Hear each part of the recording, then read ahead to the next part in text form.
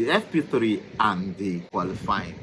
The qualifying was a big hit, but the FP3 started with drivers were really reluctant to go out, and the cars were massively reluctant going out to get their times on board. But certainly, they got it running, and the Ferrari came out to show that they can really throw some great things. And at the end of the day, third practice, George Russell looks like a dominant person of the time sheet, with the Ferrari looking fast. But yesterday on the long run, like I said, the Mercedes looks fast on the long run, especially on the hard tires.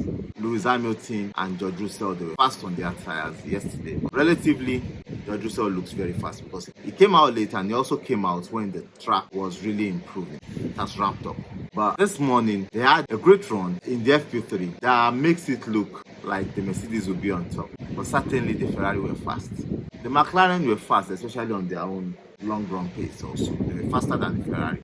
But certainly what we are looking at, managing tires, strategy, and temperature, and the weather. The weather in the sense that there's a lot of wind, especially crosswind in Baku. With the high-rise buildings, they are not stopping that wind. The wind is much. It's going to determine how the race is going to be. On a single pace run, we can see the McLarens are fast, and the Red Bulls are not out of it. Sergio Perez is really looking pacey against his teammate Max Verstappen. Is really looking pacey. He's looking like somebody that wants to get it, and we know he's a master of Baku. He has won 2 races in Baku, and he has had 5 podiums in Baku. That's how good he is. And to the Ferrari, Charles Leclerc had 3 consecutive poles in Baku. The man on pole in Baku. He loves kissing the wall, he loves hugging the wall, but in Baku, he has been a strong person in especially qualifying him. So today, Q1, we had Lando Norris out on his last lap, mistake from the team, and they lost, and he came out 17th, and that is a man that wants the team to help him. I think it's all looking very bad for McLaren tomorrow. They might have a strategy, come out on hard tires to start the race, and looking at 2 stops, hard tires and medium, because living in Q1, he has a lot of options. Still has hard tires, medium tires, and soft tires, so he has a lot of options, and one of the options on the table is to start with hard tires or medium tires and do a 1 stop. Soft tires, catch up, quickly change to hard tires, and run the medium tire. I think that might be a better option for him to close in the race and close in on the top 10. The man for the pole, 4 consecutive pole positions in Baku. On the pole position again, Charles Leclerc running on pole position, making it look easy for himself, because the time sheets were agog. It was not joke. He came with it all. Be like, guys, I want to show you how good I am. 3 tenths away from Piastri, and Piastri made a mistake. He could have been on par or taking the pole. Though his first run was on a used tire and it was blistering. He was third, and his second run was on a new tire. He made some quick mistakes, and that was it for him. But he was 3 tenths away from Charles Leclerc, pole setter, and the Ferrari sandwiched him, which means Carlos Sainz was third. Sergio Perez out-qualifying his teammate after a long time. 4th, George Russell in 5th, and Max Verstappen 6th. Max Verstappen 6th will be alongside George Russell, Lewis Hamilton behind him. And one funny thing about Baku is, unlike most other tracks, Baku is anti-clockwise.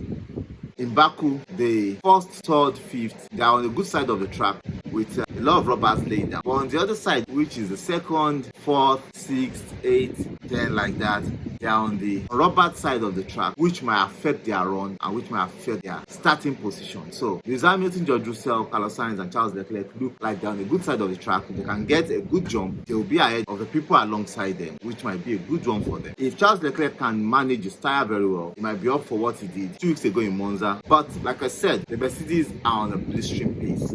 Long run pace, they're on the blistering long run pace. The McLaren are on the blistering long run pace. How it will work out for them is left to be seen. Great qualifying for Colapinto, out qualifying his teammate Alex Albon. Yeah, Alex Albon could not run on the 2nd run for his car because there was a mistake by the team. They covered the air intake with its cover containing ice, and they didn't remove it. That was an unsafe release. It's under investigation. I believe it's not much a penalty. So far, the stewards didn't remove it, or the team didn't come to remove it. He was able to remove it himself and throw it down beside the track for the stewards to be able to take it back to the garage for him. That really would not bring a penalty, I believe. That was why he was unable to make it up to start his 2nd run. And his teammate have qualified him, which is a good one for Mercedes engine starting the race tomorrow in top 10. Mercedes are having Piastri, Russell, Hamilton, Alonso, Colapinto, Albon. That is over half of the top 10 starting on the Mercedes engine. That's good for Mercedes. I think they're in the right direction. But for Aston Martin leaving Mercedes, that's the only thing. They're in the right direction. And that's a good one also for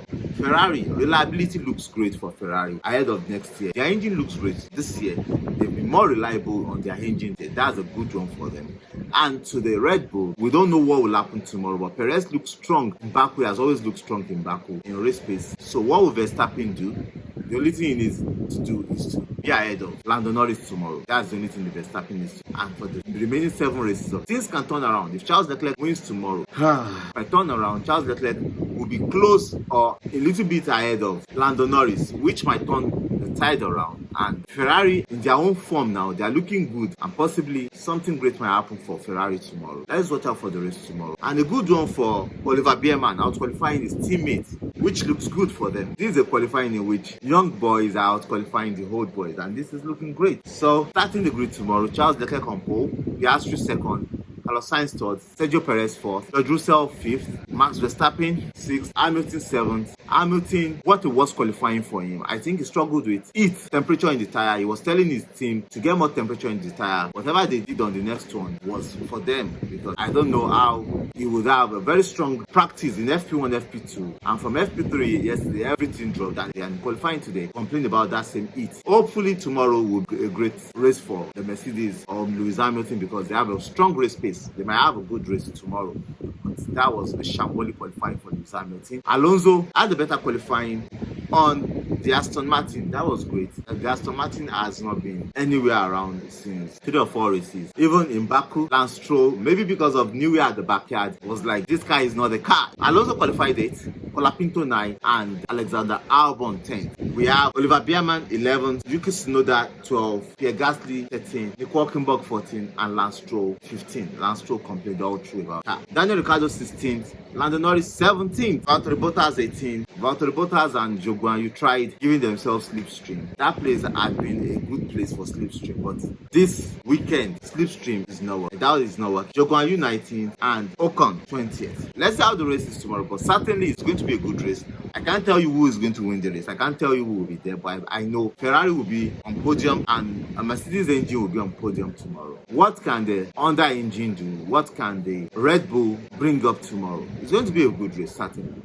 Catch you all tomorrow after the race for the best analysis. I love you guys. Bye. Cheers.